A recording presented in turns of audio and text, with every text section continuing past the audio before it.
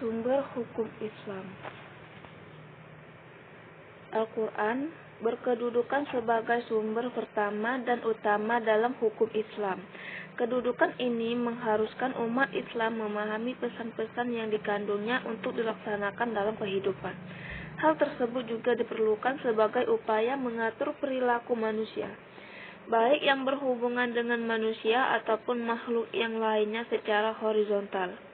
Demikian pula seluruh persoalan yang berkaitan dengan hukum mesti dicari jawabannya terlebih dahulu dari petunjuk yang terkandung di dalam Al-Quran. Kemaslahatan hidup manusia di dunia dan di akhirat diyakini dapat diperoleh jika manusia melandaskan pada perilaku hidup mereka pada petunjuk Al-Quran.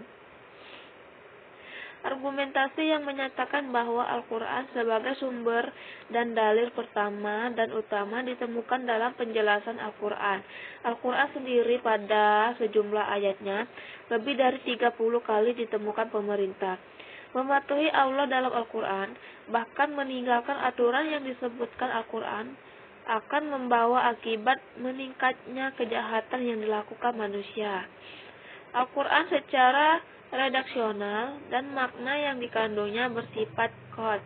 Al-wujud maksudnya adalah lafaz Al-Quran dan pesan yang dikandungnya terjamin keautentikan dan otoritas kebenarannya.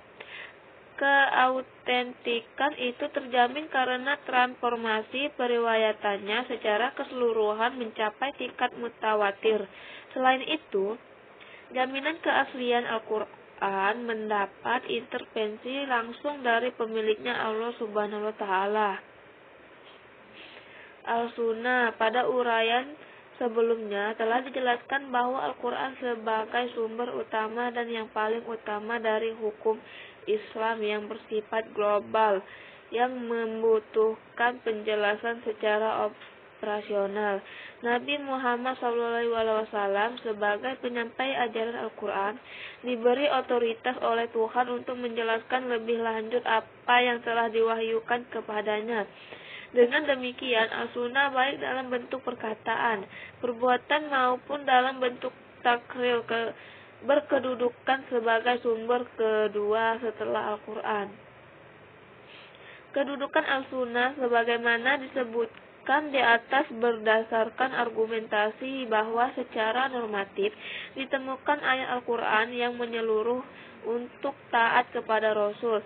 Ketaatan kepada Rasul sering dikaitkan dengan ketaatan kepada Allah Subhanahu wa Ta'ala, seperti yang ditemukan pada surah Al-Nisa ayat 13 yang artinya hukum-hukum tersebut itu adalah ketentuan-ketentuan dari Allah.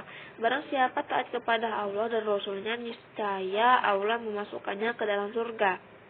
Al-Quran sering menetapkan beriman kepada Rasul sama dengan kewajiban beriman kepada Allah Subhanahu wa Ta'ala, disebutkan dalam surat Al-A'raf ayat 158.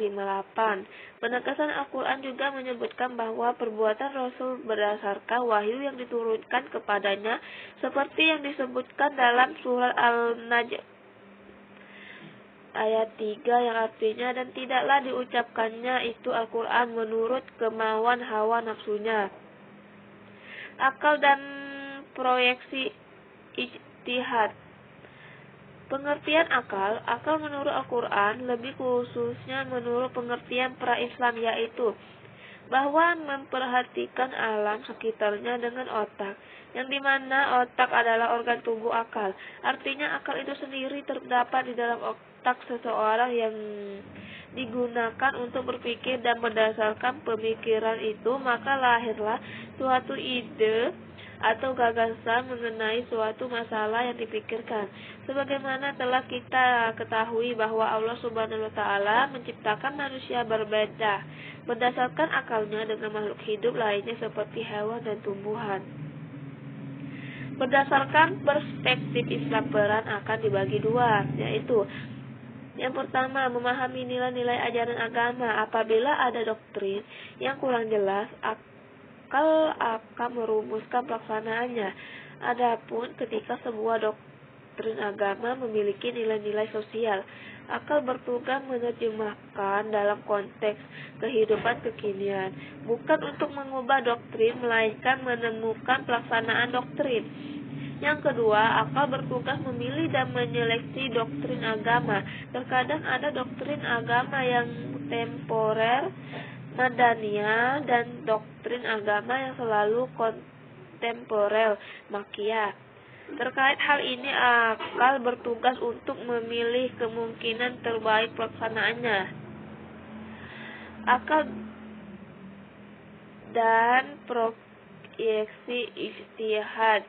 Proyeksi ijtihad menurut bahasa berarti usaha yang keras dan bersungguh-sungguh. Sedangkan pengertiannya dari segi istilah ijtihad adalah berusaha menetapkan hukum terhadap masalah yang belum ada ketetapan hukumnya dalam Al-Quran dan hadis, yang dilakukan dengan secara cermat dan pikiran yang murni serta berpedoman pada aturan penetapan hukum yang benar.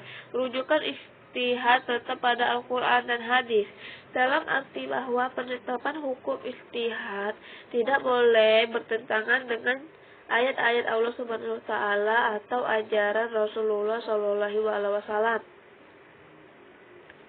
Orang-orang yang berijtihad disebut mujtahid. Antara mujtahid yang satu dengan mujtahid yang lainnya dalam menetapkan perkara yang belum ada ketentuan hukumnya dalam Al-Quran mungkin akan berbeda dalam memberikan penetapan hukum. Ada pendapat yang satu benar dan yang lain menjadi salah. Hal ini akan menjadi penilaian yang memengaruhi hukum. Ijtihad menjadi sumber hukum Islam yang ketiga.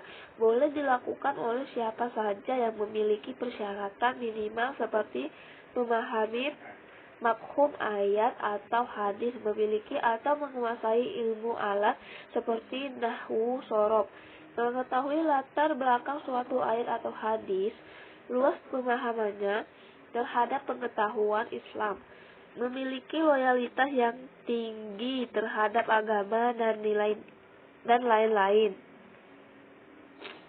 Ijtihad diterapkan dengan beberapa cara, antara lain ijma dan qiyas. Ijma adalah kesepakatan para mujtahid pada suatu masa setelah Rasulullah wafat terhadap suatu masalah.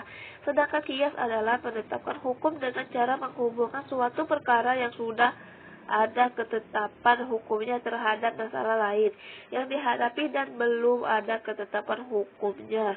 Sedang antara keduanya sama-sama memiliki sebab yang bisa disepadankan. Sekian dan terima kasih dari saya. Saya akhiri. Wassalamualaikum warahmatullahi wabarakatuh.